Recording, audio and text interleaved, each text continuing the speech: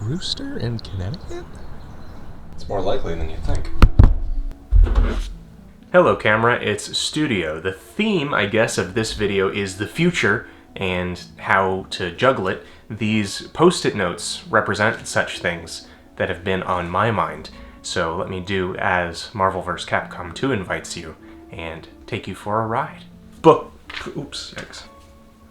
project. Behind me there, it exists in other forms, but at least the structure and layout of it is the book crafting characters that I've been working on that I'm aiming for winter 2020 with. If I don't hit that, I don't want to rush it necessarily just to hit that mark. Fun fact about it, it's not plagiarized, which is, I guess, a thing that we have to say. Maybe we'll make that a sticker and put it on the front. Biko's backpack. I know you guys like seeing art process stuff, so I'll put some of that later on in this video. This is not me telling you about Biko's backpack, this is just sort of the realities of it. It's 4 or so new pieces of art per month, which is like on average 1 per week. And by the end of the year, it's going to be the kind of thing where, barring a few repeats from like cards to prints, it'll be almost 50 original pieces of work to put out. And right now I'm sort of like in the mid-month is when they'll tend to come out, and I'd like to put that back to where it was, which is the beginning of the month. I'll show you really quickly, even though I don't usually show things ahead of time. I just put an order in for more pins. I ordered 2 at a time, hoping that would save on shipping. Apparently, because of the pandemic, the price per pin is about 40 cents more per unit, which is a little substantial. I wanted to show you this because this is the importance of proofing things, because apparently when I sent off this Juggling pin, she came back all pink. So fixed it, but thankfully didn't get it manufactured with this error. Client projects, this one is sort of small. There's a project that I did all of the animation on, it is done, but they have an asset change, so it needs to come back and like I swap out everything in scenes. It's just sort of a big time sink. Stormfellers and beyond. This is not something I'm going to show you because I want to keep it kind of close to the chest, but the other day I sat down and planned out and mapped a ton of world building and basically a pitch for a lot of lore for this universe that I've been working on for a while that includes Stormfellers. So I'm excited about that. It's about sort of 5 years in the making, but it's nice to have all of that just out of my head and visible, and to the people that I want to show it to, like, see if it makes sense, like bounce it off and see if it works, or if the hook that it presents is good. The existential dread that is YouTube. This one should be pretty obvious, I guess, or it should be apparent that I don't fully understand what's going on with YouTube, and it's a little bit of a struggle with me. Your guys' reaction to recent changes I've been making have been good, and so I'm hoping that those will take and those will be good. I will use something that I guess I'll call the t-shirt selling parable for this. So a lot of times, especially in this past year when people have really been needing to take breaks because of the situation, a lot of times the top sort of response that you'll get, or that people will say, is, take the break, we'll be here, be kind to yourself, which is super, super nice and well-meaning. The problem with that is that usually when someone comes back, at least in my perspective or take on this, it's a crawl back because there is an amount of like the algorithm pushing down or something that happens with that. The t-shirt selling parable, if you're an artist and you want to sell t-shirts online, right? So you present this like with art, your art on the shirt, and you set up a poll and say, who wants a t-shirt with my art? And 20 people go, yeah, I want a t-shirt with your art on it. And you go, wow, that many people respond to the poll, I'm gonna order 50 shirts, and then one person buys them. It's just something that happens online, whether or not it was like an outright lie, or it was just like, in an ideal world, I'd buy your shirt, but then they saw the price and were like, I can't really afford that. So that is my fear currently with people saying, yes, try this new video format and we'll be here for it. So just time will tell, and I'm gonna keep working on it. Our game Shackleton, people have been asking about, so it bears repeating. Yes, we are still working on it. We made a little bit of a shift a while back from it being a 3D game to a 2D game, which has been really helpful not only in the scope for how much work it takes to complete the game for just 2 people to do, but also it gave us a much better picture of what the game is. I did some really fun work on it this past weekend, so we're chugging along with that, and we can't wait to show you. Critiques and Patreon things, this is just stuff that I need to get to. The critiques are always something that there's a queue of to get done, and they take a lot of time and energy to do because you want to give the best help to an individual, and the best help is going to be different from person to person. There's also a couple of commissions for me to wrap up, so those are just chunks of time to get to. Boy, this whole year, huh?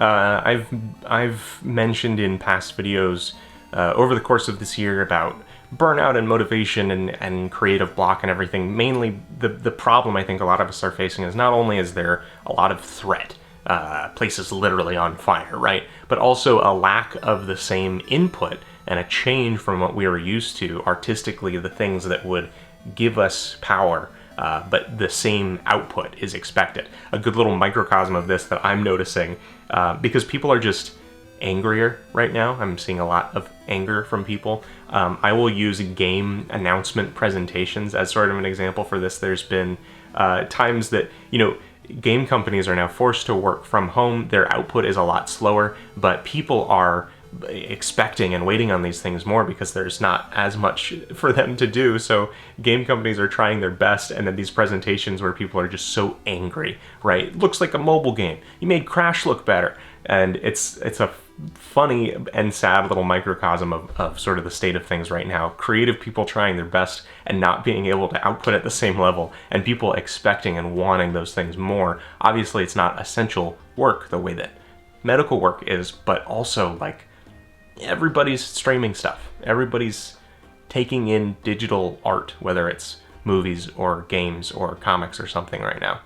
One of the catalysts for all of these things, and there's sort of a lot in there, and that's all just sort of work stuff for me, is recently, and I think Lightbox Expo was a little bit of this. That was over this past weekend. It was okay. They did their best with what it was. It's not the same as last year.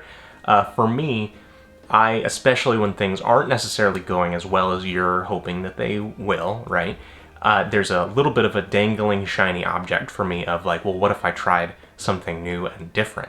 And for me to do this is to remind myself, no, you have a lot of things right now that you're dealing with, and the solution has got to be honing and shaving some of those things down, or finishing some of those things before you start looking elsewhere. I think for me right now, the most important thing is that if I took a week's worth of work, that would not only be for things that were coming out immediately in that week, right? So if I spent 5 full work days on just a video and an Instagram post or something like that, like the equivalent amount of time there, that's sort of a failure to me because it's not working towards something that's long-term. And the change in videos has been a huge help for that, things like this, and we'll see how it goes moving forward. To use a chess analogy, if you were to ask a grandmaster at chess, which I, funny enough, have heard of, it's fatal to only think about the current move, right? You have to be thinking a few moves ahead. And I think especially with the internet and things like that, it's very easy to fall into the danger of being reactionary. How many people were making Fall Guys videos last month? And it's hard to just sort of stick to and realize that if you fully realize what you're currently working on, or at least just get it done and out of the way, you're going to have a much better time than 15 unfinished things or something that looks like everyone else's. So far this year, instead of going to physical comic conventions, twice now we've done virtual booths online, sort of streaming on YouTube or Twitch, and everything is sort of set up like a Comic-Con behind me, and the last day of this weekend's booth is about to go live. So we got all our set up there. Actually, let's, if you guys want, you can be in the next one. Oh, there's a bunch of highs. Hey, there we go in the Twitch. Hello, camera. Hello, studio. Hello, everybody. Hello there. Your name is nice and big behind you. I think with these questions a little bit more than the Nick ones are like for the benefit of the person watching just a tiny bit more, because I feel like that's your sort of aim with helping people and everything too. Like, so this is pretty nice. First for me is that I've got this overhead set up for shooting actually on the drawing table. This is a tripod that has this boom arm, Manfrotto, and I've got it supported with sandbags, previously a bag of rice, in order to keep it from tipping that way.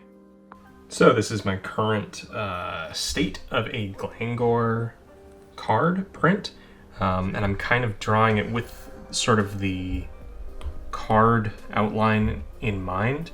And I went through a couple of different iterations at this point. This was a thumbnail that I started with, and so the idea here is that you're looking from the perspective of a shopkeeper, and he's got all of this food, and he's probably about to take your food and hopefully pay for it.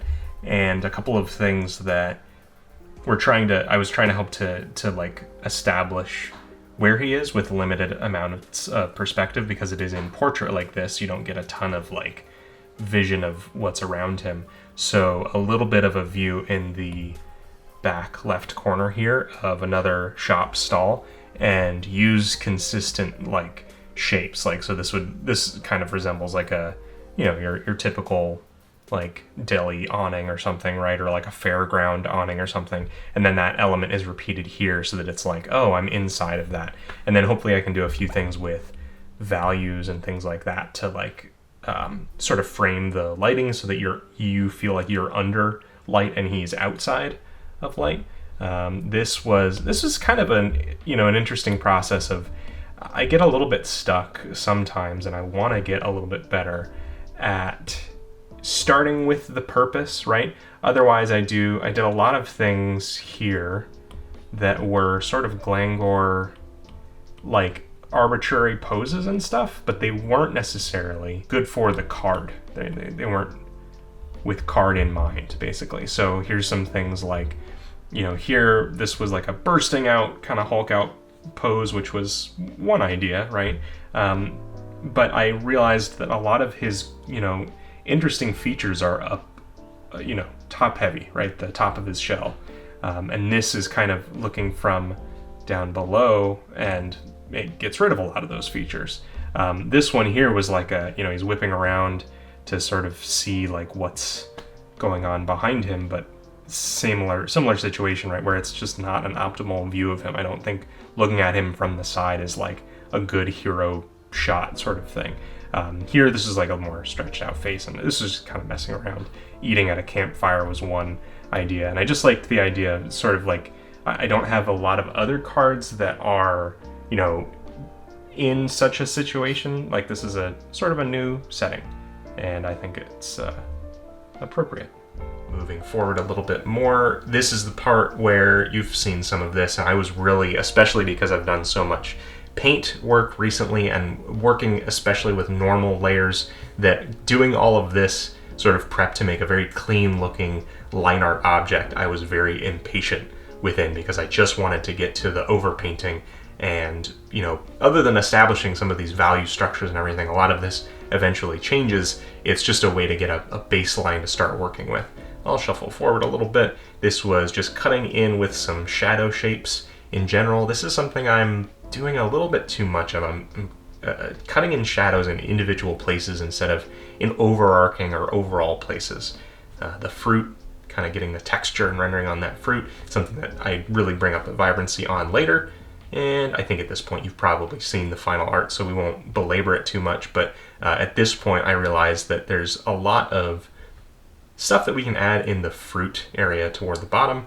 So I added, lots of fruit, little signs, and eventually sort of shifted the pose and upped the vibrancy of the fruit. And then the final thing here, which is a little bit of input that I got, is, there we go. Just a little bit different of a mouth, so that now it's like, hey, you can tell what's happening there. There's a mouth taking a bite out of a fruit. So that's the process of that illustration. It's in this month's Beako's Backpack. I am incredibly grateful for the folks who are supporting over there, and I'm incredibly grateful that you have gotten to this point in the video. And finally,